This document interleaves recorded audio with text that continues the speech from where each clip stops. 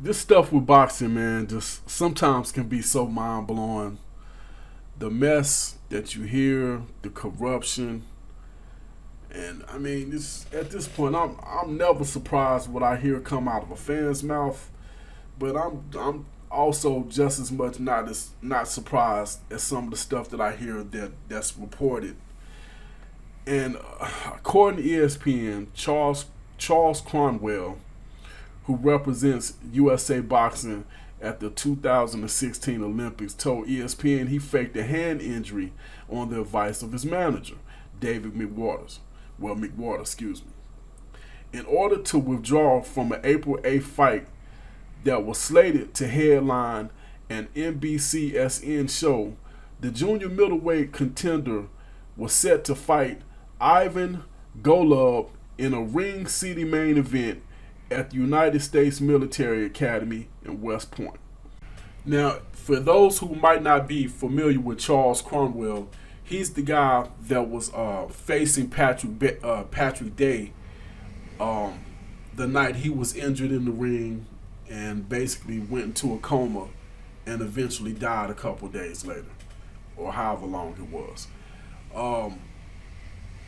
Now, Cromwell was set to make 40,000 in the event that he was scheduled for that he pulled out and faked the injury. Now, his manager McWater convinced him to drop that fight date, which he was the headliner, so the card collapsed. But he told him to drop that date so he could be added onto the Teofimo Lopez George Kambosos Jr. card. And he was to make 80,000 with that. But because that card fell through, he wound up losing out on the 80,000 and the 40,000. And ironically enough, young Cronwell was willing to fight on both cards, but his manager McWater told him, no, that's too risky and it's too close together. We'll just do the 80,000 card. Which now, ironically enough, one of the ways he probably used to convince the young guy that he should go that route is because the fight he was taking place in for 40,000 was supposed to be the tougher of the two opponents. So he chose to go with that route, but he wound up missing out because, of course, the Teofimo Lopez George Kambosos Jr. fight was canceled as well. Now, some of you who hopefully are still around listening to the video is saying, Doc, what the hell did this got to do with Teofimo Lopez? Well, the guy, David McWater, who manages Conwell, also is Teofimo Lopez's manager. Now, if this guy was low enough to make this type of move with Conwell, with Charles Conwell, and no knock on him, who's still somewhat, I don't want to say low level, but he's not the biggest name in the world. We'll say mid-level boxer, rising star perhaps. Because $80,000 ain't nothing to sneeze at. Believe it or not, some of your favorite boxers probably closer than what you think was fighting for that kind of money. Okay? But to be reduced to $8,000, I know that had to hurt. Even the $40,000 compared to $8,000, that had to hurt. But my point is, if he was willing to do that, to double his purse, 40,000 to 80,000, what do you think he would have said to Teofimo Lopez if he said, hey, champ, check this out. Yeah, I know we got that Kambosos thing going, but maybe we can get you back in there with Lomachenko. And I know you said you didn't want to fight him again, no rematch, this, that, and the third. But you can make your biggest purse even bigger than what you gonna make against George Kambosos if we get this fight, swept under the rug, pushed to the side, whatever. How about we do that? You willing to do that, champ? I mean, does that make any sense? To me, it kind of does. It does. Because, once again, boxing is a dirty sport. It's super duper corrupt. It's all about that bread, that cheese, that moolah, that money. So with that being said, think Teofimo Lopez might have been like, hey, you know what? I really don't want to fight Kambosos anyway. I mean, the heck with that. I mean, not that he's scared of, because I really don't think he's scared of George Kambosos. I don't. But what's the use of fighting him?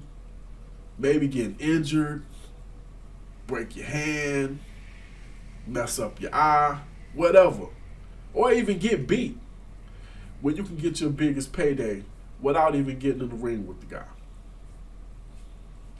Now, see, my issue is why'd you ever decide to fight him anyway? Because all of the sanctioning bodies was willing to push that fight aside for him to fight Devin Haney, and probably would have did the same thing for a Lomachenko rematch. He didn't want to do it.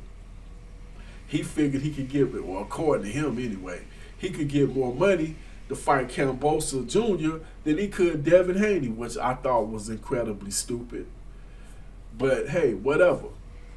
But I don't know. Like I said, I'm not shocked. But I'm gonna read for you real quick what Lou DiBella said about the news that he got with the whole Cronwell breaking his hand lie or whatever, when he thought it was still legitimate.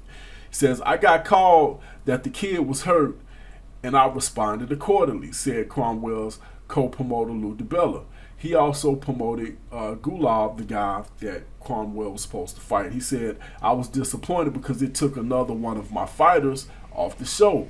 Charles didn't fight and I missed the payday. Getting claims that someone is injured is the course of business on a daily basis. So basically my take on that is, you know, you can come and claim that you're hurt and nobody's going to think twice about you being injured. Then something also that the Conwell kid said earlier in the article, in the statement, he said that, you know, we decided to go with the hand injury because it's the hardest one to prove, and I'm assuming he meant prove that it's not a fake or prove that it's not legitimate. So with that being said, you know, with this whole COVID stuff, would that not be looked at the same way? I mean, who knows, man? I don't know. Like I said, at this point with boxing, this crap is getting so weird, man. Who knows what's going on? I mean, at the end of the day, this sport is going to hell in a handbasket. And it's going real fast. But that's pretty much all I got. This head busting boxings on Fight Doctor. Hit that like button, hit that share button, hit that subscribe button, hit the notification bell. Hit me up in the comment section. Let me know. Do this add to the belief that just possibly Teofimo Lopez really is trying to get out of this Kambosos Jr. fight? Or is all of this a bunch of coincidences? And maybe we'll still, because, I mean, think about it. We still don't have a fight date. Still don't have one. That fight was supposed to happen in June. Then in July. Or was it June? I think it was June. I can't remember. At this point, who knows? It's been rescheduled, or we've been given a fight date like 3 or 4 times. I think June. I know at least if it wasn't in June, then that would have been twice in July. Which that might be what it was. July 5th, then July 6th, July 19th. I want to say sometime in August, then sometime in October, back to September. Something crazy like that. At this point, who cares? Either way, we still haven't gotten a fight date. But that's pretty much all I got to say about some boxes on Fight Doctor. I am